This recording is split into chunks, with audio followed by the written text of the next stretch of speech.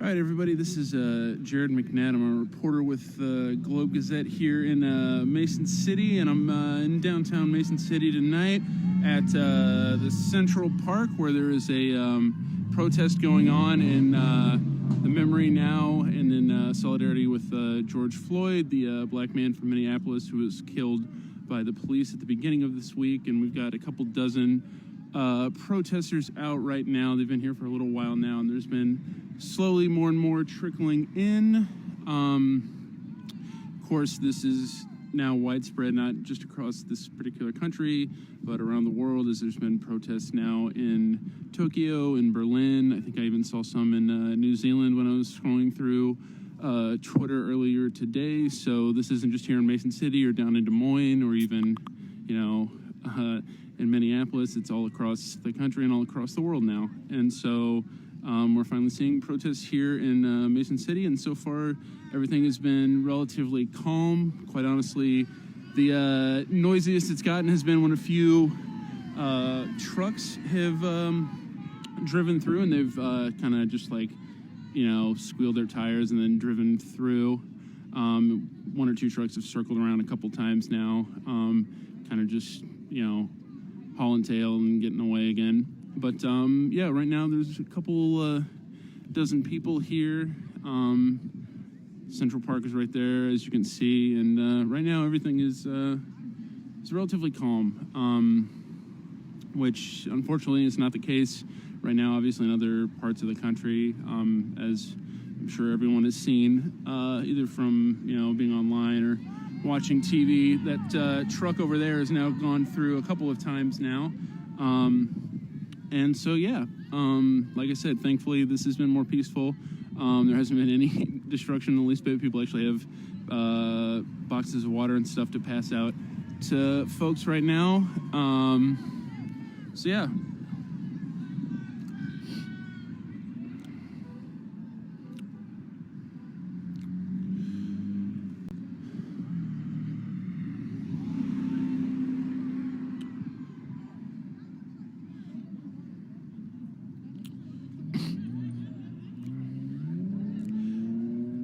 And at least here in Mason City for right now, because this is I believe this is the first time there's been any protests in any numbers like this. There aren't any curfews or anything like that in place. There haven't been any skirmishes with any folks.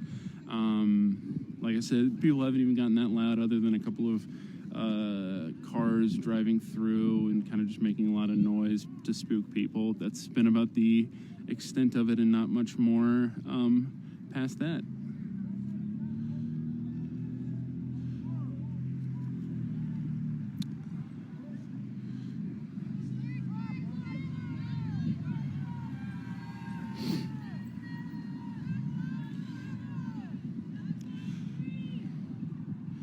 And of course, people here are, as you've now heard repeatedly, chanting Black Lives Matter, which originally dates back more than a few years now to cases like Trayvon Martin down in Florida, who was killed by George Zimmerman as he was walking through a neighborhood.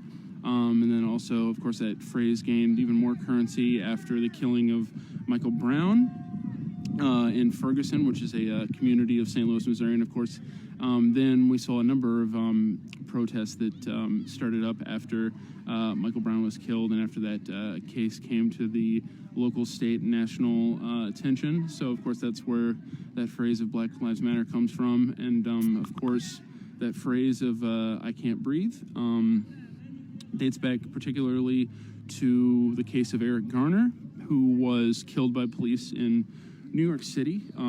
He was accused of selling loose cigarettes outside of a store in New York City, and he was choked to death by the police in New York City. And in the video that was taken of that, he was heard saying repeatedly that he couldn't breathe, and he said that repeatedly and repeatedly and repeatedly until he died.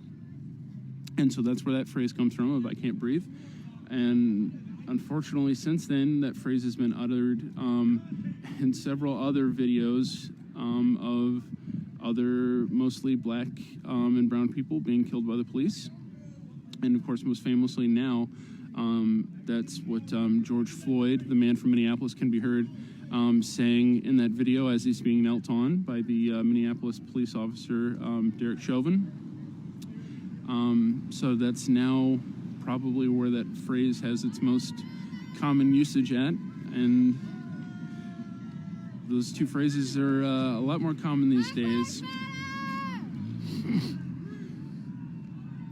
And again, everybody's lined up on either side of the street right now, and there's been cars going through. There's a lot more cars here than would normally be the case on a Sunday night. I'm a particularly anxious person by nature, and so I have to get in a lot of night walks, and even on Sunday nights I get in a lot of night walks, and there are way more cars out right now than there would normally be on a Sunday night, and I can't necessarily think that that's accidental. Obviously, protests draw people.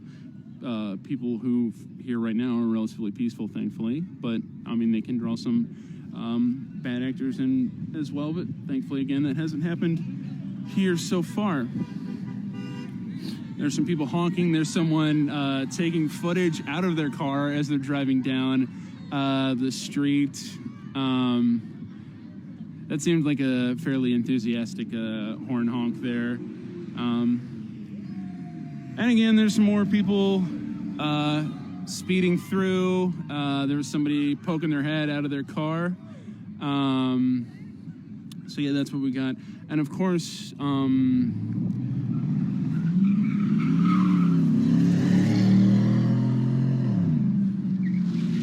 there's a car running a red light. That truck is now circled around a couple times. That's probably the fourth or fifth time he's driven through, and that time he didn't make the light, and he ran a red light. He's had that flag flying out of the back there. There's another car revving their engine, which again, they're making far more. Again, that car is making far more noise than any of the actual protesters here have been making. None of them have been making nearly as much disruptive noise as the cars that have been hauling ass through right now.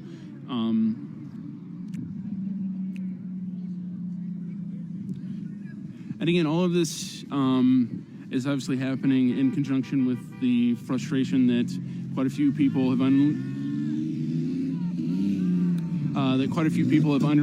understandably had with police departments across the country, particularly black and brown people, but not just black and brown people, although that has been the cases we've seen over and over again, locally, nationally, all across the country.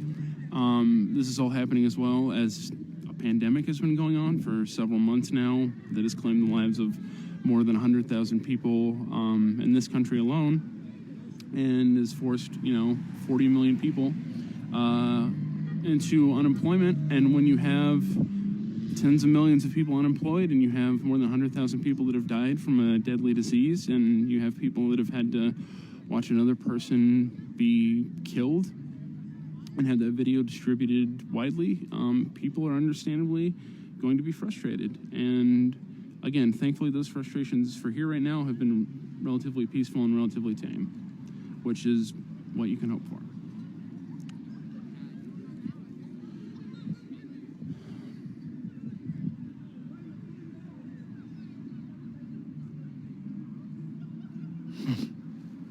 And I'm going to just kind of move up and down now. I've kind of been standing in the same place for a while, so I'm going to move sort of through. There's some people over in Central Park, actually in the park too. And then people with a number of signs. A lot of Black Lives Matter signs, like I said too. Also some I Can't Breathe signs.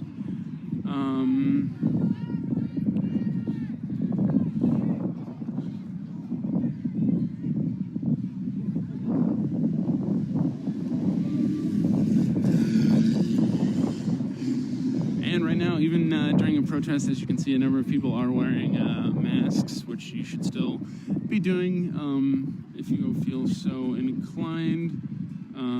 There's the other side of the street, which we'll cross over to in just a second. We got some guitar going on now. So I guess it's not really a protest until someone is hammering out some chords on an acoustic guitar.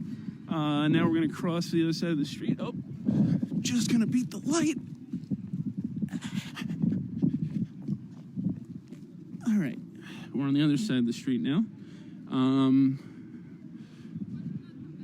So we're going to hang out over here now.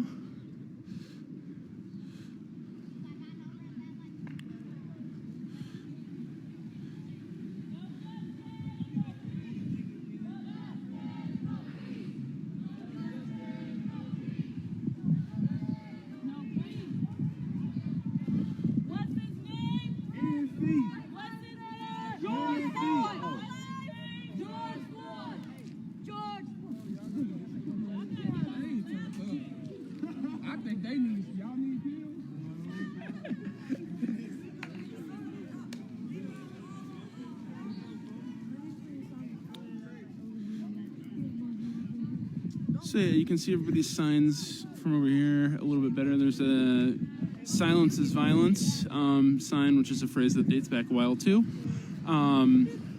There's a "Justice for George" sign right there.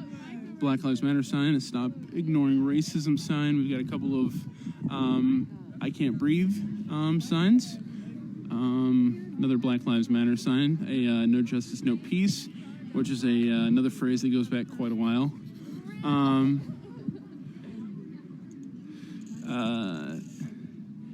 Some more "I Can't Breathe" signs. So yeah, we got a full slate of signage out here at the protest right now, which again has been going on for a little while now, and it's kept relatively calm, other than a couple of people driving down the street in cars, screeching, making a lot of noise. There's one truck a little bit ago that circled through a couple times and ran a red light the last time it came through, as it was kind of hauling off. So yeah, there have been a couple cars that have been circling through, but again, for the most part, even those cars haven't been very harassing or anything. They've kind of just, peeled off, which is good. Everything's again relatively peaceful. And it's probably been about the same number of people for a while since I've been here.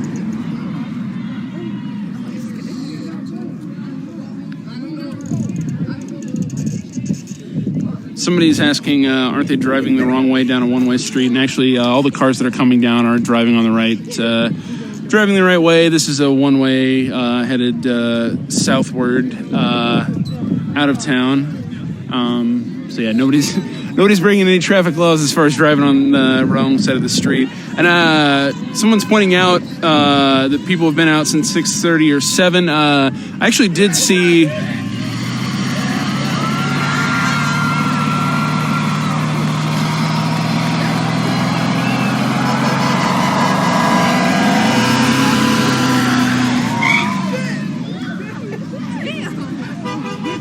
Folks, don't do that. Don't do that under any circumstances. It's a great way to seriously mess up your car. But no, someone said that people have been out since 6:30 or 7. And I actually was walking through East Park earlier, and I did see only, I think, 2 people over in East Park, at least with signage. So yeah, people have been out and about for a while now, but now they're all kind of gathered here on either side of the street, just next to Central Park, again in downtown Mason City. And cars have been streaming through. Oh, there's the skid from that car before. Cars have been going through, honking their horns. Most just going through once, but like I said, there's a couple cars that have circled a couple times now.